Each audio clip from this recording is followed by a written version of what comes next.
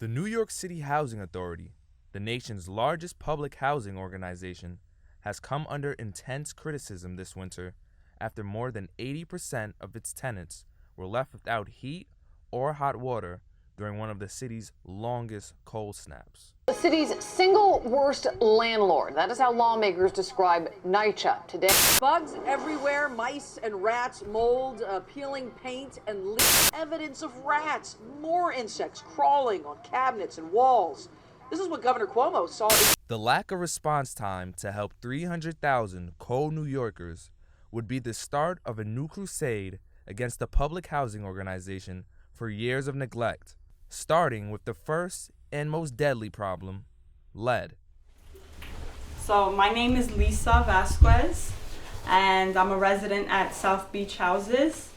My son is 3 years old, and I have a 6-year-old, and they have tested with positive for elevated lead levels due to the constant peeling paint. Within the vicinity of their toys in the room, it's just peeling paint all over the house. Especially here in the living room, you can see the paint chunks just falling, they just randomly fall.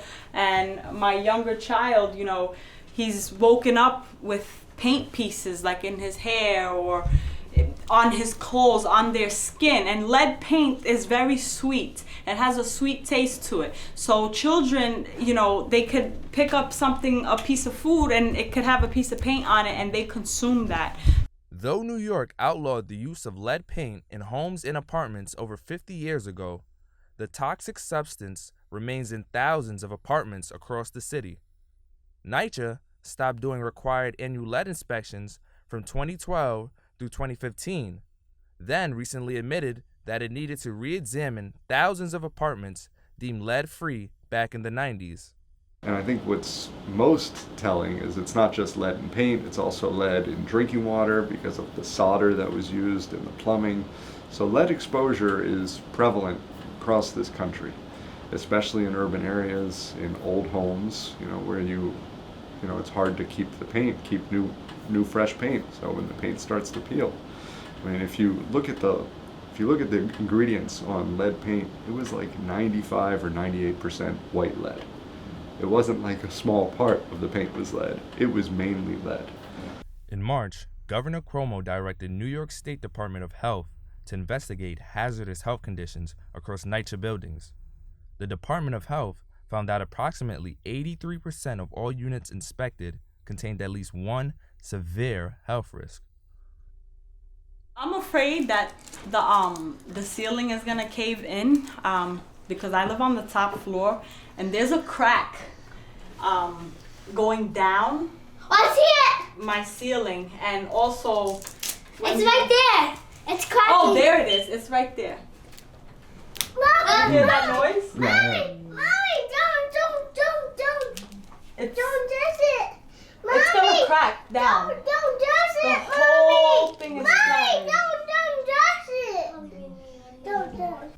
The Citywide Council of Presidents, a governing body for NYCHA tenants, and At-Risk Community Services, an advocacy group for public housing tenants, filed a landmark lawsuit against NYCHA for years of neglect and not addressing lead-related complaints. The groups would go on to win an injunction forcing NYCHA to inspect all apartments within 90 days that had unresolved lead complaints after 2012, which would be the first legal decision of its kind.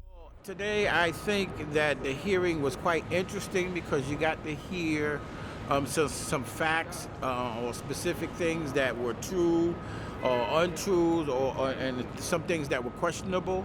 And so now we're going to the hearings are going to be extended to more hearing so we can get more facts on what's being done in NYCHA developments and how things are being perceived. It's not okay. My children have become further, they're not up to par with their peers due to, developmental disabilities kicking in ever since we've been living in this apartment in NYCHA. And I've been living in NYCHA for the past 2 years, and I see a decline in my children's development. I see a decline in their development and a decline in their health, whereas before they were healthy and normal children, and now I see a difference. You know, I have to provide a nebulizer for them at night and you do asthma treatments because of the conditions in this apartment. NYCHA Chair Shola Olatwaye came under fire in July after the Department of Investigation discovered that NYCHA had been falsifying lead paint inspections for years. When asked under oath, Olatwaye gave false testimony about NYCHA apartments being tested by certified lead inspectors. This would lead Olatwaye to eventually resign at the end of April.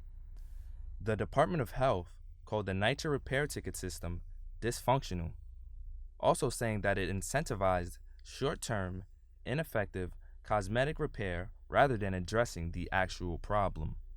We basically have exposed ourselves to this, and short of spending a lot of money as a society and making a choice to clean it up, which some people have been arguing for a long time, that's what we should do. What are some ways you think we can stop that? Well, that's the big way is to spend money to clean it up, and it's expensive. Funding lead paint cleanup in NYCHA housing has become a long-term conflict between New York State Governor Andrew Cuomo and New York City Mayor Bill de Blasio. Cuomo called a NYCHA state of emergency this winter that would pledge $550 million in aid towards the battered public housing authority. De Blasio claimed the state of emergency was only initiated to undermine him, especially because the governor still hasn't delivered on his previous $250 million pledge to NYCHA. I don't care what Governor Cuomo says. I don't care what Bill de Blasio says. I would like for them to come with their families and live a couple months in my apartment. And let's see how their children and their families' health, let's revisit their healths when they leave this apartment. Let them stay here for a couple months, because all it took was a couple months.